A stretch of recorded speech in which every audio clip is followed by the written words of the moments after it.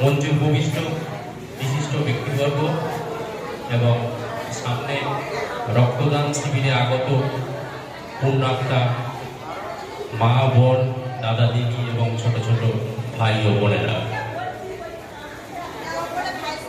প্রথমেই আমি ধন্যবাদ এবং অভিনন্দন জানাবো শক্তি সংঘের উদ্যোক্তাদের, যারা প্রতি বছর এরকম একটি মহতী অনুষ্ঠানের মাধ্যমে মানুষকে পুণ্য অর্জনের সুযোগ দেয়। তার কারণ মানুষের জীবন ফিরিয়ে দেওয়ার মতো পুণ্য আর তো কিছুতেই হয় না। তাই শক্তি সংঘ প্রতি বছর এই রক্তদান শিবির করে তারা কত মানুষের মধ্যে আবার নতুন করে সঞ্জীবন সুধা ঢালেন তার কোনো ইয়ত্তা নাই। তাই প্রথমেই আমি আমার অন্তরের অন্তঃস্থল থেকে তাদের শ্রদ্ধা, অভিনন্দন ও ভালোবাসা জানাই। আর সেই সঙ্গে এও আশা রাখি যে আগামী দিনেও এই পুণ্য অর্জনের যে মহতী অনুষ্ঠান তারা প্রতি বছর চালিয়ে যাবেন, এই আশা এবং আকাঙ্ক্ষা আমি রাখি। বিষয়টা রক্ত, বুঝতেই পারছেন যে কিছুদিন আগেই পহেলগামে ঝরেছে রক্ত এবং তার প্রতিশোধে অপারেশন সিঁদুরের মধ্যে দিয়েও ঝরেছে রক্ত। এবং বর্তমানে ইসরায়েল, ইরান বা ইউক্রেনে যে যুদ্ধ চলছে সেখানেও রক্ত ঝরছে অবিরত। একটা কথা আমরা সবসময় বলি যে শান্তির দাম সব থেকে বেশি, আর সেই শান্তি আনতে মাঝে মাঝে রক্ত ঝরে, কিন্তু সে রক্ত প্রতিশোধের রক্ত, কখনো বা শান্তি ফিরিয়ে আনার দাম।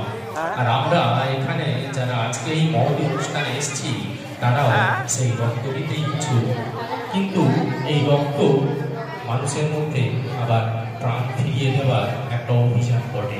অর্থাৎ যে রক্ত মানুষের মধ্যে আবার নতুন করে প্রাণ সঞ্চার ঘটবে, নতুন করে কোনো শিশুটি আবার আমাকে মা বলে ডেকে উঠবে, অথবা আমাদের কোনো আত্মীয় বন্ধু বান্ধব তারাও আবার নতুন করে প্রাণ ফিরে পাবে।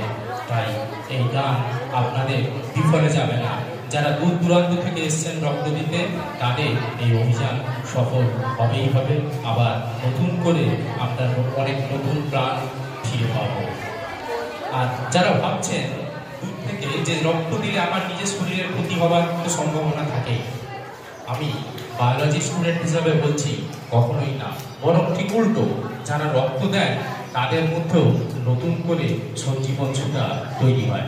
আপনারা জানেন আমাদের যে বোন ম্যারো আছে, অর্থাৎ যে হাড়ের ভেতরে যে মজ্জা আছে সেখান থেকে রক্ত তৈরি হয়।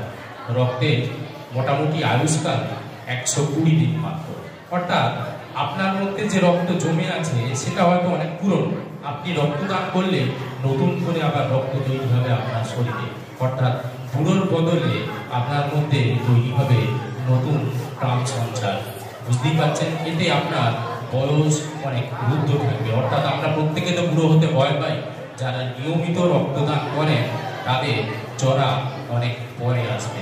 শুধু তাই নয়, আপনার যে হার্ট সিস্টেম, সেই হার্ট সিস্টেম নতুন করে রক্ত পেয়ে আবার নতুন প্রাণ সঞ্চার ঘটে তার মধ্যে। তাই যারা নিয়মিত রক্ত দেন তাদের মধ্যে হার্টের ডিজিজ আসার সম্ভাবনা অনেকাংশেই কম। তাই আপনি যতটা ভয় পাচ্ছেন আসলে ঘটে ঠিক তার উল্টো। অর্থাৎ রক্তদান আপনাকে নতুন করে সজীব করে তোলে। আর বুঝতেই পাচ্ছেন, এই রক্তের মধ্যে যখন অক্সিজেন ঢোকে সেই অক্সিজেনের সঙ্গে বিনিময়ে আপনার শরীর থাকে সতেজ। তাই রক্ত যারা দান করছেন তাদের মধ্যে এই অঙ্গীকারও করা উচিত যে আমাদের পরিবেশের মধ্যে যে অক্সিজেন আছে তাকেও আমরা সতেজ রাখবো। আমরা সবসময় বিশ্বাস করি যে বিশ্বাসটা পুরোপুরি ভুল যে আমি বেঁচে আছি। আসলে কোনো একটা ইন্ডিভিজুয়াল বা একটা মানুষ বেঁচে থাকে, বেঁচে থাকে একটা সিস্টেম। আপনি যদি একবার ভাবেন যে আমরা কিভাবে বেঁচে আছি, আমাদের শরীরে অক্সিজেন ঢুকছে, অক্সিজেনকে আমরা কিন্তু জীবিত বস্তু হিসাবে ধরি না, কিন্তু অক্সিজেন যদি আপনার শরীরে না ঢোকে তাহলে আপনাকে বাঁচবে না। ফলে এই ইন্টারাকশনস একটা আমরা দিচ্ছি এবং নিচ্ছি, এই সিস্টেম যতক্ষণ চলছে ততক্ষণই একজন জীবিত আছে বলে আমরা আপাত দৃষ্টিতে ধরে নিই, আসলে সিস্টেমটা থাকে জীবিত। তাই সিস্টেমটা জীবিত রাখতে গেলে শুধু একার কথা ভাবলে হবে না, যাকে আমরা অপ্রাণ বস্তু বলি সেই অপ্রাণ বস্তুকেও শুদ্ধ রাখা জরুরি। কেননা এই যে বললাম অক্সিজেন, শুধু অক্সিজেন না, আমাদের শরীরের মধ্যে যে 100% যদি এই মাংসপিণ্ডকে আমরা যদি অ্যানালিসিস করি কেমিক্যালি, তাহলে দেখবো তার মধ্যে 60% আছে জল, রক্তের মধ্যে আছে মোর দ্যান 70% জল। ফলে শরীরের বেশিরভাগটাই জল, অর্থাৎ এই জল অক্সিজেন সমন্বয়ে আমরা যে পরিবেশের সঙ্গে ইন্টারঅ্যাক্ট করি তার মাধ্যমে কিন্তু আমরা বেঁচে আছি। তাই অক্সিজেন শুদ্ধ রাখা, জল শুদ্ধ রাখা এটাও কিন্তু ভীষণ রকমের জরুরি।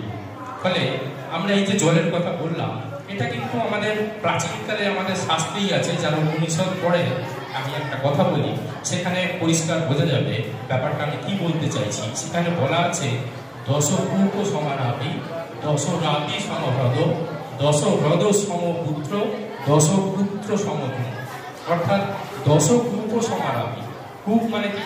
একটা কূপ, অর্থাৎ 10টা কুয়োর সমন্বয়ে একটা পুকুর তৈরি হয়। দশ রাপি সমহ্রদ, 10টা পুকুরের সমান হচ্ছে একটা হ্রদ, অর্থাৎ কতটা জল তার মধ্যে হচ্ছে। দশ হ্রদ সমপুত্র, 10টা হ্রদ মিলে একটা মানুষ। মানুষ কেন না, এই মানুষই তো এই পুকুর, কূপ বা হ্রদ খনন করতে পারে। আর দশ পুত্র সমদ্রুম, দ্রুম মানে গাছ। এই যে এতগুলো হলো যে দশ পুত্র সমদ্রুম, তার মানে একটা গাছ মানে এই এত শয়ে শয়ে পুকুর, হ্রদ বা কুয়োর সমান। অর্থাৎ একটা গাছ যে জল সংরক্ষণ করতে পারে তা এই কয়েকশো পুকুরের সমান। তাহলে বুঝতেই পারছেন শক্তি সংঘ আপনাদের হাতে প্রতি বছর দেখেছি গাছ তুলে দেয়, তাহলে এই গাছ কতটা জল সংরক্ষণ করে। শুধু জল সংরক্ষণের কথা বলি কেন, একটু আগে আমি অক্সিজেনের কথা বলছিলাম। ফলে একটা মানুষ সারা দিনে 550 লিটার অক্সিজেন গ্রহণ করে। ফলে এই অক্সিজেনটা দেয় পুরোপুরি গাছ। তাহলে আপনি সারাদিনে কত টাকার অক্সিজেন দেন? কারণ আমরা সবসময় টাকা দিয়ে বিচার করি। ফলে 550 লিটার অক্সিজেনের দাম কত? নিজেরাই একটু ক্যালকুলেট করে নেবেন। আমরা বাজারে যে অক্সিজেন কিনি, 2.5 লিটার অক্সিজেনের দাম প্রায় 5,000 টাকা। তাহলে সারাদিনে আপনি যে 550 লিটার অক্সিজেন নিচ্ছেন তার দাম কত, সেটা একটু নিজেরা ক্যালকুলেট করে নেবেন। ফলে যে কোনো গাছ কাটার আগে ভেবে নেবেন যে আপনি তার থেকে কত টাকার পরিষেবা রোজ নিচ্ছেন। আর একটা কথা বলে আমি শেষ করব, যে এই রক্ত শুদ্ধ রাখতে গেলে আমি বলেছিলাম জল শুদ্ধিকরণের কথা, অক্সিজেন শুদ্ধিকরণের কথা।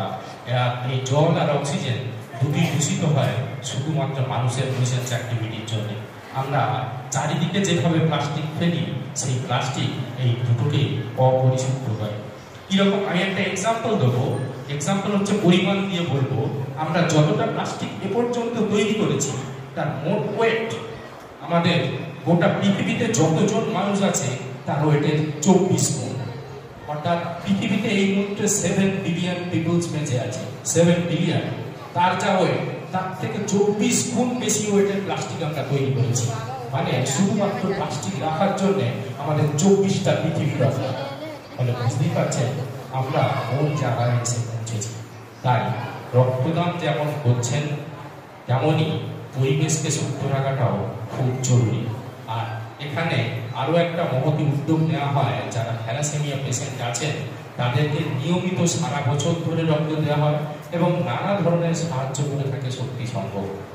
আর এই থ্যালাসেমিয়া থেকে বাঁচার একমাত্র উপায় হলো যে আমাদের মধ্যে একটু নিজেদের মধ্যে একটু যখন বিবাহিত হওয়ার সম্ভাবনা আসে তখন একটু ব্লাড টেস্ট করে নেওয়া ভালো। তার কারণ আমাদের মধ্যে প্রতি বছর 10 থেকে 15,000 লোক থ্যালাসেমিয়ায় আক্রান্ত হয়, শুধুমাত্র আমরা ব্যাপারটা বুঝি না বলে। শুধু থ্যালাসেমিয়া টেস্ট করে দিলে বিয়ের আগে, তাহলেই কিন্তু এই বার্তাটা পৌঁছে দেওয়া যাবে যাতে থ্যালাসেমিয়া না হয়। অর্থাৎ দুটো ক্যারিয়ারের মধ্যে যদি বিয়ে হয় তাহলে থ্যালাসেমিয়া পেশেন্ট নতুন বাচ্চা জন্মানোর সম্ভাবনা আছে। ফলে এটা যাতে না হয় তার জন্য যদি আগে ব্লাড টেস্ট করে নেওয়া হয় তাহলে এই থ্যালাসেমিয়া থেকে দূরে থাকা সম্ভব। তাই আমি শক্তিমাতা সংঘকে আবারও অভিনন্দন জানাই এরকম একটি মহতি দানের আয়োজন করার জন্য। আর সবার কাছেও এই আহ্বান জানাই, নিজেকে সুস্থ রাখুন, রক্ত দান করে মানুষের মধ্যে নতুন করে মৃত সঞ্জীবনী সুধা ঢেলে দিন এবং পরিবেশকেও সুস্থ রেখে আগামী দিনে তাকে বাসযোগ্য করে রাখার মতো প্রতিশ্রুতি দিন। এইটুকু বলে আমি আমার এই ক্ষুদ্র বক্তব্য শেষ করছি। ধন্যবাদ।